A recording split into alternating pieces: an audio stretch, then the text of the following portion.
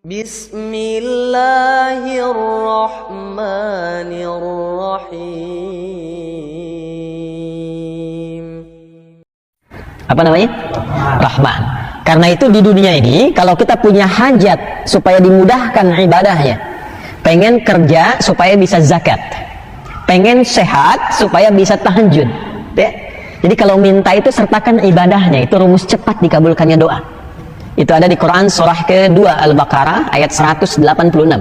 Wa idza sa'alaka ibadi anni fa inni qarib. Perhatikan. Ujibu da'watad da'i idza da'ani falyastajibu li. Itu rumusnya. Jadi kalau ingin cepat dikabulkan doanya, maka respon semua seruan Allah itu untuk menaatinya. Jadi kalau minta sesuatu, jangan ditarik ke dunia saja, akhiratnya ikutkan. Akhiratnya ikutkan. Antum kerja itu buat apa? Kalau cuma buat dapat uang, bangun rumah megah, punya kendaraan yang melimpah, jangankan Anda yang beriman, yang belum beriman pun itu melakukan hal yang sama. Lantas apa bedanya iman Anda dengan yang belum beriman, yang membimbing Anda itu untuk bekerja? Kan pekerjaan kita itu dibimbing iman. Nih, manusia umum yang belum beriman dengan yang telah beriman itu kerjanya dibedakan oleh Allah dengan nafas imannya. Kalau belum beriman, itu bahasa Qur'annya, khitabnya masih menggunakan kata nas. Al-Baqarah ayat 168. Ya, coba kalimatnya lihat. Lihat kalimatnya. Ya ayyuhan nasu kulu mimma fil ardi halalan thayyibah.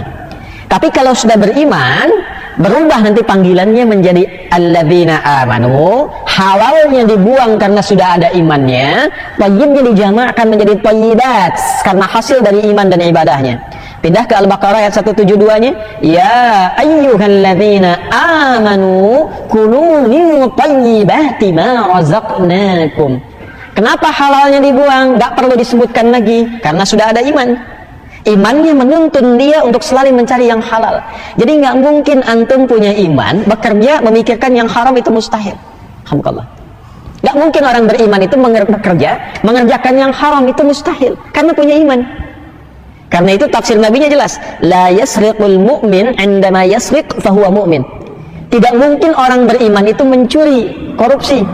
Ketika dia berniat tergerak, terfikir untuk mencuri, itu masih ada iman dalam dirinya.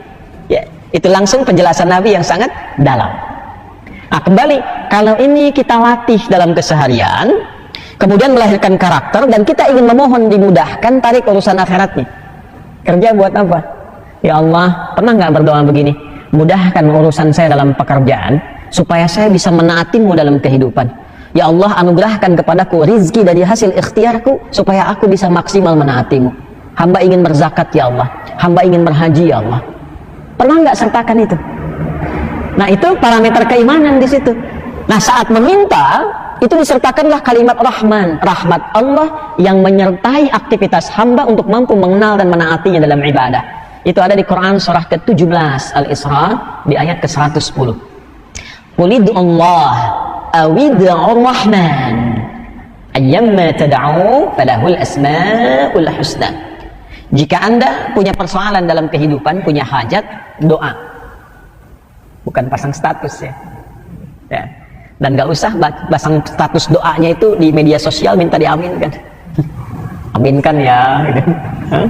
Ya, minta, sebut nama Allah, Awin Rahman. Sebut nama Ar-Rahman. Sebut ya Rahman, ya Allah ya Rahman, irhamni fi basari. Ya Allah yang memberikan rahmat, tolong rahmati aku dalam pandanganku. Ketika rahmat Allah turun dalam pandangan, dijaga nih dari perbuatan maksiat. Ya, sampai ke nafsu. Karena itu ketika Nabi Yusuf dijaga oleh Allah alaihi salam, dijaga oleh Allah dari perbuatan yang potensi bisa melahirkan zina, itu turun kalimat rahmatnya. Quran surah ke-12 Yusuf ayat ke-53. Ya, wa ma ubarri'u nafsi innan nafsa la'ammaratun bisu illa ma rahima rabbi. Ada rahmat di situ. Nanti kalau sudah berlatih, doanya dibiasakan begitu, beraktivitasnya begitu, dari ujung kepala sampai ujung kaki, maka status ibadnya itu ditambahkan dengan hasil ikhtiarnya dengan sifat Rahman, maka menjadi ibadur Rahman. Itu yang dimaksud di surah Al-Furqan itu, wa ibadur rahmanil ladzina yamshuna 'alal ardi hauda. Maka kalau sudah menjadi ibadah Rahman, pandangannya tertata, pendengarannya tertata, tuturnya tertata sampai ujung kaki. Sampai yang paling hebat, dia mampu mengontrol nafsunya. Sekalipun ada orang provokasi, dia bisa menempatkan respon sesuai dengan porsinya. Wa idza khatabahumul jahiluna qalu salama. Nah, nanti meninggalnya pun dipanggil dengan kalimat ibadnya. Jadi hidupnya untuk ibadah, namanya ibadah Rahman. Wafatnya pun ibadnya disebutkan, hasil ibadahnya ditampilkan sebelum wafatnya. Dalam sakaratul mautnya, jannahnya ditampilkan. Ada berapa pintu surga? Mau masuk surga nggak tahu pintunya, gimana ini? 8. Mau masuk surga nggak tahu pintunya, kenali dong. Ya, antum mau kerja aja sudah dipelajari aturannya, profilnya apa, ya kan? Ya, masa masuk surga nggak kenal pintunya? Maka yang 8 ini diturunkan jadi amal saleh. Jadi kalau kita turunkan kata-kata jannah dalam Al-Quran, itu selalu sandingannya dengan amal saleh. Ini Firdaus, alhamdulillah. Ini surga Firdaus. Amalnya apa? Amal salehnya. Quran surah ke-23 Al-Mu'minun misalnya, ayat 1 sampai 9. Ini amalnya 1, 2, 3, 4, 5 terus sampai ke bawah. Surga Aden apa amalannya? 1, 2, 3, 4, 5 terus sampai 8, sampai Jannatun Na'im. Jannah yang biasa. Surga dengan amal saleh. Karena itu ketika disebutkan kalimat surga pertama di Al-Quran, Al-Baqarah ayat 25, itu sandingannya iman dan amal saleh. Wa basyiril ladzina amanu wa 'amilus shalihat anna lahum jannatin tajri min tahtihal. Maka saya, Anda, kita ini selama hidup mesti berlatih punya amalan yang diandalkan untuk meraih surga itu. Coba dari sekarang tunggangi. Misalnya latihan puasa, jadikan amalan andalan untuk pulang menghadap Allah. Pintunya apa? Ar-Rayyan. Ada babut tahajud, amalan andalannya bangun malam. Siapkan itu dari 8 mungkin 1 supaya jadi ya tautan kita saat pulang nanti. Ada yang ditunggangi saat pulang. Walaupun nggak ke 8-8-nya, turunkan salah satunya itu. Nah, nanti kebiasaan itu yang ditampakkan dalam sakaratul maut dengan surganya. Itu yang membuat kita tenang karena selama ini berhasil kita beramal. Ya, antum yang kerja nih niatkan supaya dapat harta, amalan harta nanti supaya masuk lewat babus sedekah. Pintu surga lewat harta ada. Dan jalur sanadnya ada yang ke situ itu. Nah, nanti begitu antum misalnya dalam sakaratul maut mau meninggal, ditampakkan hasilnya, makanya tenang melihatnya. Janji Allah itu betul-betul ditampakkan.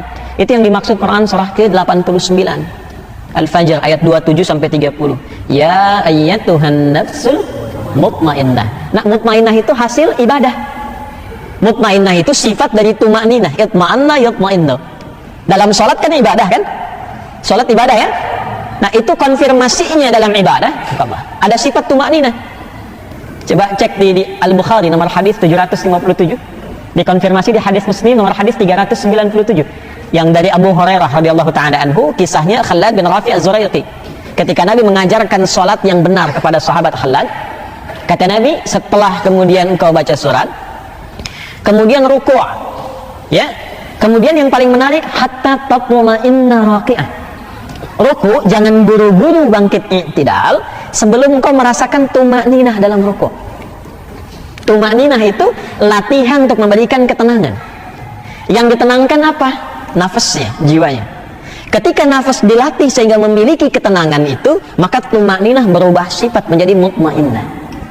Nah, nafas ketemu mutmainnah, sifatnya disebutlah nafsul mutmainnah. Jadi karena terus rajin ibadah, sifat nafasnya berubah menjadi mutmainnah. Saat dipanggil pulang, sifat itulah yang disebutkan.